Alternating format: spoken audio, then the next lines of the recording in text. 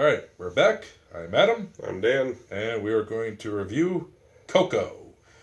Okay, I'm going to just quickly start off this by saying that Pixar has not impressed me in a very long time. Everyone really liked Inside Out. That's not to say I didn't like Inside Out. I did, but people treated that like it was the second coming of Christ. It wasn't nearly as good as a lot of people made it out to be. I also didn't think Good Dinosaur was nearly as bad as people made it out to be, but it wasn't very good at all. Monsters fucking University, Cars 3, a lot of the films they come out with in the last few years have just been mediocre to not that great. Until today. Because they came out with Coco. And Coco is fucking fantastic. Yeah. Oh, man. Like, he said in a previous review that, he doesn't tear up very much in movies, and normally I don't either. But, man, if you watch Coco and you don't tear up at least once, like you're not a human being. For God's sake. Because I was sitting there and I was sitting there next to my wife and my wife was crying and even I was sitting there wiping tears out of my eyes because this film has such a the last 20 minutes of this film is so touching and so heartfelt and so fucking well done.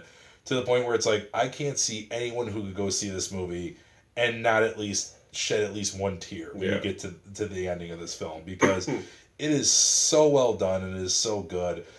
I'm not going to say it's Pixar's best looking film, because while I think a lot of the animation is of course beautiful, especially that scene when he first walks into the land of the dead essentially, that shot is fucking beautiful.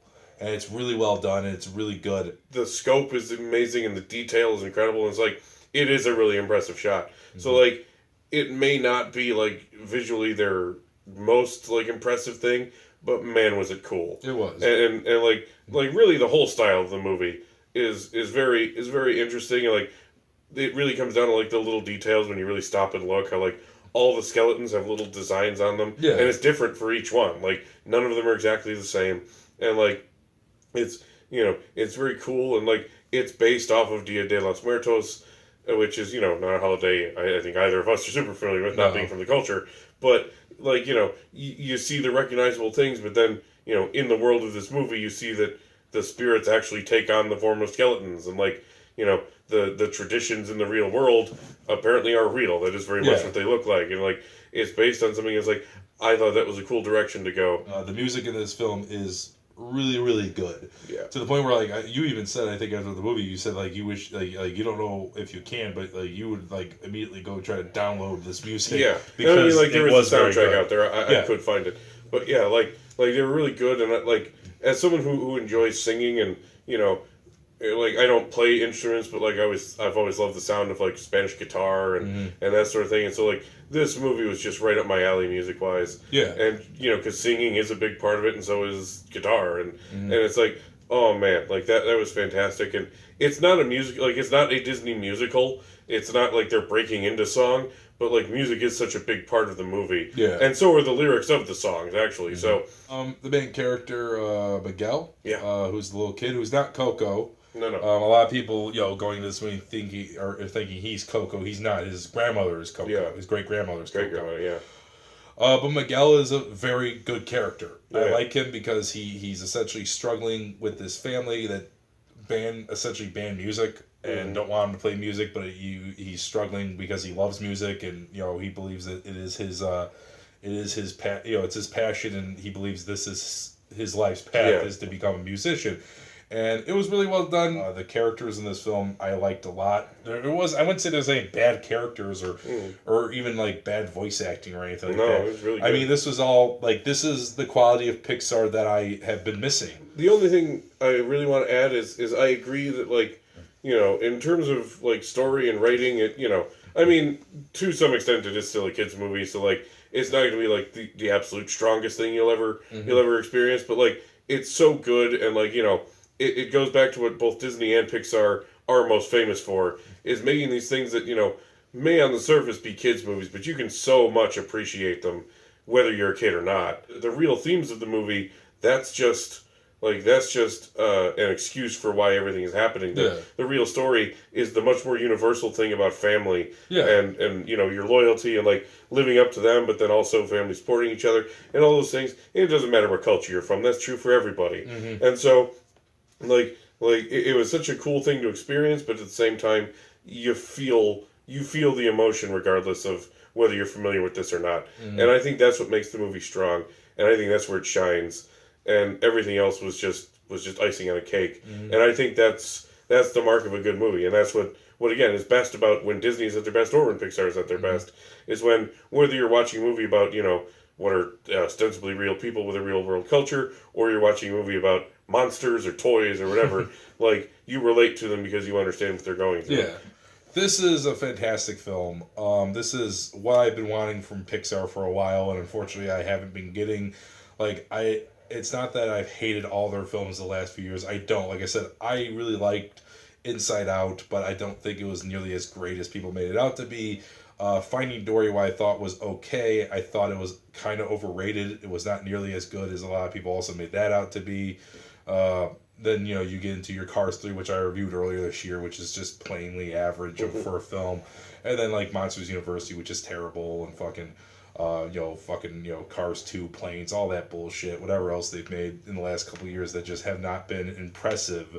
Like, this is now the film that comes out where it's like, okay, Pixar is essentially back on their fucking horse. Like, they're back, they're in the game, they're in the groove. And it's like, and I'm really looking forward to see what else they can do. This isn't the best animated film I've seen in, like, the last 5 years. But I will say that, without a doubt, so far, unless something else comes out that I'm not aware of that is going to blow me away, this is easily the best animated film this year. Yeah. And unfortunately, this was kind of a shit year for animated films, in my opinion. Yeah. So I'm going to go ahead. I'm going to give Coco an 8. I'm going to give it an 8 out of 10. I think it's great, and I think it's definitely worth going to check out. Like, I kind of struggled to give this film a 9. Originally, I was actually thinking about giving it a 9 and shit like that. But then, the more and more I thought about it, the more I was just like, well, like, it's not on, like, the Zootopia level, in my opinion. But it is fucking great, and it's great to see Pixar essentially back to making really good, character-driven, compelling films. And I really liked it a lot. So, that's my score, 8. So, I'm actually giving it the same score. Okay. I'm going to give it an 8. As much as I try not to put too much stock in scores, obviously everyone's experience is different, and you're allowed to have your own opinions. But, like, this movie might well, it's not a guarantee, but it might well make my end of the year list of best. Mm-hmm. Just because, like, on an emotional level, I can't think of any other movies this year that hit me quite so hard. And, like, I didn't quite break down weeping, but I teared up pretty hard. Mm-hmm. Yeah. And, like that's a big thing for me. And, and, like, it's like you said, it's not necessarily the strongest animated movie I've ever seen. Zootopia, I think, still kind of pushes toward that peak for me. Mm-hmm. But, as you said, it hasn't been the best year for animated movies. It's been pretty mediocre at best so far. And so Coco is heads and tails above those, the other ones I've seen. All right, so that's good. That's going to do it for us. To recap, we both give it an 8 out of 10. Please thumbs up the video if you like it. Please subscribe to our channel if you'd like to see more. And please leave a comment and let us know what you thought of Coco. Not quite sure what we'll be back with. But, because we both agreed we don't actually know even what comes out next week. I was going to say, I think on December 8th, we have Shape of Water. Oh, man, maybe. The new Guillermo del Toro movie. So, most likely, we'll be back with Shape of the Water. Or In the Water. The Shape of Water. The Shape of Water, that's it. Okay, we'll be back with that one, Gillman. Killman and Mute Girl. We'll be back with that. All right. Thanks.